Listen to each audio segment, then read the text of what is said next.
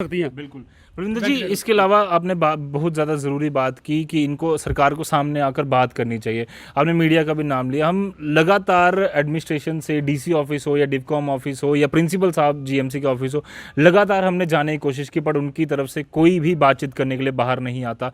बार बार ये कह दिया जाता है कि हम कोशिश कर रहे हैं, इंक्वायरी बिठा दी है, आपको बाद में जवाब मिला जाएगा।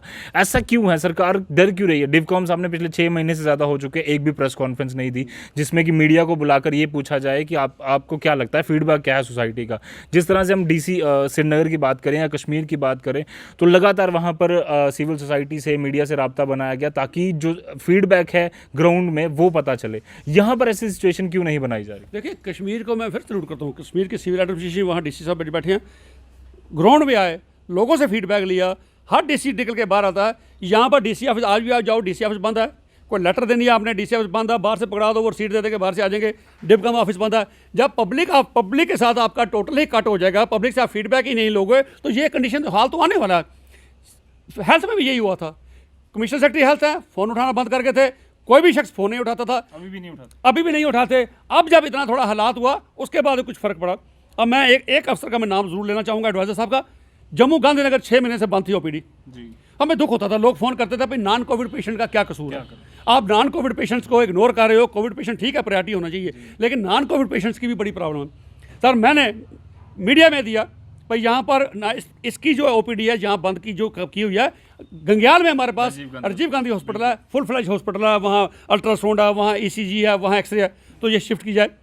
तो मुझे बड़ी तसल्ली हुई। मैं फ़ख्र से कहूँगा, भटनागर साहब जो एडवाइज़र साहब हैं, जब ये सुबह प्रिंट मीडिया में आया, मैंने 9:30 बजे सुबह उनसे फ़ोन पे बात की, तो बड़े पेशेंस से उन्होंने मेरी बात सुनी। मैंने कहा जी मैं ये चाहता हूँ। कहते आप होना क्या चाहिए? मैं कहा सर इसके लिए मैं आपको अल्टरनेट देता हूँ। कहते बोलिए। मैंने कहा जी 2-3 किलोमीटर राजीव गांधी एक्सेसिबल है लोगों के लिए, ट्रांसपोर्ट वहाँ फैसिलिटी है, लोग जाते हैं, तो वहाँ पर ये इसको शिफ्ट किया जा सकता है। उन्होंने मुझे कहा भाई, कहते आपकी इस बात में दम है, definitely we will consider it. उसके बाद मैंने डुल्लू साहब को फ़ोन किया, तो डुल्लू साहब ने, मैं कहा 2.5 महीने के बाद, पहले शायद उनको ये झटका लगा था क्योंकि लोगों ने बड़ी आवाज़ उठाई थी, उसलिए उन्होंने मेरा फ़ोन उठाया। उनको भी यही बात की। मैंने कहा जी एडवाइज़र साहब की मेरी बात हुई है, आप भी प्लीज़ थोड़ा देखिए। कहने जी बड़ा अच्छा आइडिया आपका। तो शाम का मुझे एडवाइज़र साहब कि मैं बहुत शुक्रगुजार हूँ कि एडवाइज़र स्टेटस लेवल पे बहुत ऊपर हैं। यहाँ डीसी बात नहीं करता आपसे, एडिशनल डीसी बात नहीं करता। एडवाइज़र साहब का मैं पब्लिकली ये कहना चाहूँगा, आई एम सो ग्रेटफुल कि उन्होंने मेरे जैसे एक चीज़ को, मेरे जैसे एक सोशल एक्टिविस्ट को शाम को 7:30 बजे फ़ोन करके जब कॉल आई तो मैं हैरान हुआ। भटनागर साहब की कॉल आई, भाई बोलूँ जी आपने सुबह में एक ओपीडी के लिए कहा था गांधीनगर वाली का। मैं कहा जी सर। कहते वो हमने आपकी बात कंसिडर कर ली है, हमने ऑर्डर निकाल लिया है, तो मंडे से वो ओपीडी शुरू हो रही है। अच्छा लगा। अगर ऐसे ही अगर भटनागर साहब इस लेवल पे बैठ के लोगों से फीडबैक लेके, लोगों से, पब्लिक से अच्छा फीडबैक आ सकता है, क्योंकि लोग ही सरकार की आंख और कान होते हैं। अगर भटनागर साहब मेरे से पूछ के अगर ये चीज़ें कर सकते हैं, तो हमारे डीसी को क्या, हमारे डिप्टी साहब काम को क्या प्रॉब्लम है, हमारे बाकी अफसर को क्या प्रॉब्लम। लोगों के साथ जब तक रब्ता नहीं रखोगे, लोगों की प्रॉब्लम नहीं सुनोगे, तो आपको फीडबैक नहीं आएगा, आप किसी चीज़ की इंप्रूवमेंट नहीं कर सकोगे। वही कारण है, जिस तरह से हमने जीएमसी की बात की कि अगर डॉक्टर्स पर कोई नेग्लिजेंस का आरोप लगता है या फिर बाकी सब आरोप लगते हैं, अब क्लैरिफिकेशन दो बाहर आकर। स्पोक्समैन आपके किसी ना कोई होना चाहिए ताकि जीएमसी की बात सामने रखी जाए कि क्या गलती हुई, प्रॉपर चिट्ठा जो है वो बाहर आए। बट सारी चीज़ें जो है मीडिया, अगर जैसे आपने कहा कि मीडिया जो है बात करता है, बट मीडिया तभी बात करता है क्योंकि आप उनको मौका दे रहे हैं बार बार, वो आप सामने आकर क्लैरिफिकेशन नहीं दे रहे, किसी तरह की बाइट लोगों के सामने नहीं दे रहे, तो इसी की वजह से मीडिया को भी मौका मिला। देखिए बिल्कुल मैं समझता हूँ कई चीज़ें अब मीडिया में ऐसी आई जो मिस इन्फॉर्मेशन है, लेकिन मीडिया डेलिबरेटली नहीं, मैं समझता हूँ इट्स बिकॉज ऑफ अनअवेयरनेस। अब कई मीडिया ने बड़ा ज़ोर शोर से ये बात रोज़ कहते हैं कि हॉस्पिटल में कोविड पेशेंट्स की वेंटिलेटर के बिना डेथ हुई।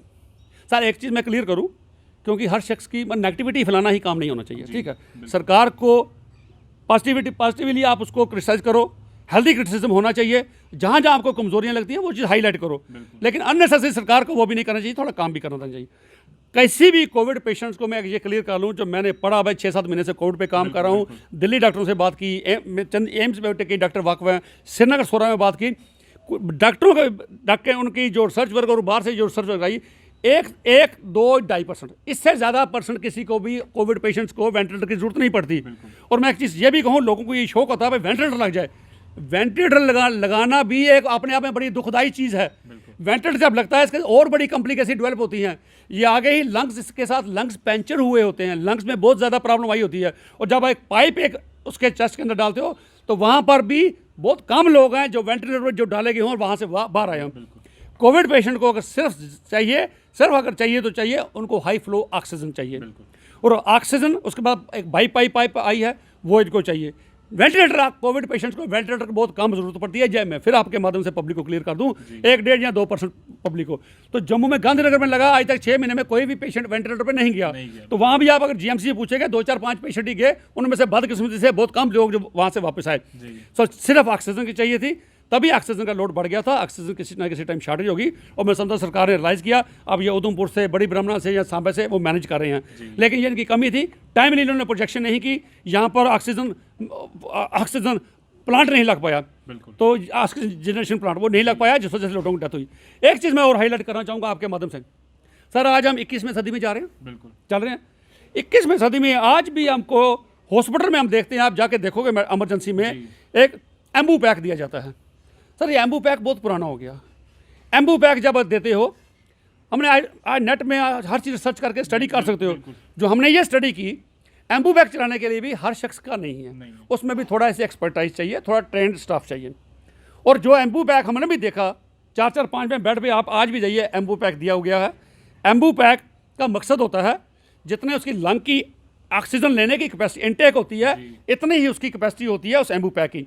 और उसका डॉक्टरों का कोई इसको ये नहीं बताता भाई तेरे हाथ में जो बैग दे के दे रहे हैं, सिर्फ उसको ये कह देते हैं इसको दबाते जाओ, बस उसको पर इसको बता के जाओ भाई जितनी ये ऑक्सीजन है पूरी प्रेस करनी है, और उसकी चेस्ट की तरफ देखना है, उसकी चेस्ट रेज होगी, चेस्ट उठेगी, क्योंकि ऑक्सीजन तक जाएगी, चेस्ट उठेगी। तो अगर चेस्ट नहीं उठेगी इट मीन वो कहीं से लीक है, चेस्ट उठनी चाहिए, तभी उसको ऑक्सीजन का फायदा, उस एम्बू पैक का, वरना को फायदा नहीं है। तो जब छोड़ेगा चेस्ट बैठेगी, फिर दोबारा करेगा, 1 मिनट में 15 या 16 बार जो होता है वो करना पड़ता है, उसको कोई पता नहीं। हमने देखा है बेचारे अनपढ़ लोग पहाड़ों से उधर से आए होते हैं, उनको नहीं पता होता, वो बैठे रहते हैं, कई बार बात करने लग जाते हैं, वो भूल जाते हैं, फिर जब याद आता है थोड़ा सा दबा देते हैं, और टाइम नहीं उनको बताया जाता भाई 1 मिनट में 16 बार देना है। कई बार उनकी आंख लग जाती है, एम्बू बैग उसके हाथ में पड़ा है। यार किस दौर में आप जी रहे हो?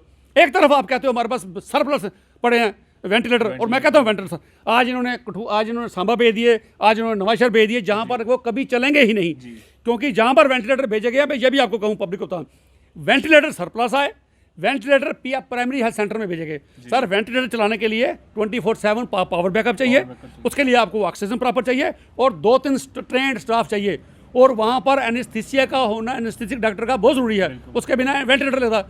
आपने बिछना भेज दिया, 10 से 4 खुलती है PIC, जिसको ये एक बार वेंटिलेटर चढ़ता है उसका टाइम नहीं देखा जाता, उसको 2 दिन लग सकते हैं, 1 महीना भी लग सकता है। तो जब PIC आपकी 4 बजे बंद होती है या 5 बजे बंद होती है, उसके बाद क्या करोगे? तो आप अननेसेसरी वहाँ पर भेज दिया, जहाँ इसका कभी इस्तेमाल नहीं होगा, वो वहीं पर सड़ जाएंगे। तो ये कुछ चीज़ें, एक तो एम्बू बैग की मैं प्रिंसिपल साहब से आपके माध्यम से दरख्वास्त करूँगा, इमीडिएटली एम्बू बैग को चेंज कीजिए।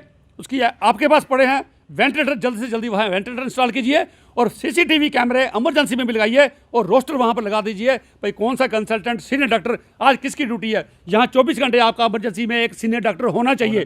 सिर्फ PG के सहारे आप लोगों को मत छोड़ दो, लोगों की डेथ हो रही है, जिस घर का बच्चा जाता है, जिस घर का कोई शख्स जाता है, उसको पूछिए दर्द क्या होता है किसी के जाने, इनके हिसाब से कोई फर्क नहीं पड़ता। जैसे अगर कब्रिस्तान में, शमशान घाट में लोगों को फर्क नहीं ना पड़ता, और जो जलाने वाले हैं उनको पता रोज 5-10 अब जलाते हैं, उनके लिए कोई भी मैटर नहीं करता। ऐसा ही डॉक्टर इतने पक्के हो गए हैं, इनके लिए अपने क्लिनिक चलाना ज़्यादा अहमियत रखते हैं, ना कि लोगों की डेड बॉडी। इनको लोगों की डेड बॉडी से कोई फर्क नहीं पड़ता, कहता है जी जो आया उसने मरना, ठीक है मर गया। इनको ये नहीं पता किसी शख्स को बचाने के लिए कितनी कोशिशें की जाती हैं। फॉरेन चले जाओ, लोगों के वहाँ पर ह्यूमन वैल्यू है, लोगों को बचाने के लिए क्या क्या नहीं किया जाता।